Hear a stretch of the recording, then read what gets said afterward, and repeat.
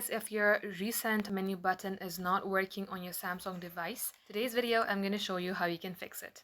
For that, head over to your settings, scroll below, then tap display. Here you will see navigation bar, open it, and at times if your buttons are glitching, it will not work. Switch it to buttons or swipe gestures if you have swiped into buttons before, and try seeing your recent search bar. If it's still not working, then here is the last thing you can try. Go on to your settings page, tap General Management, then tap Reset.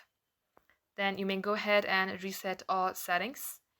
Also be noted, it will delete all of your data and make your phone set it to its default version. But this is the only way that you can fix your recent button working. So guys, thank you all for watching. We will catch you up in our next upload.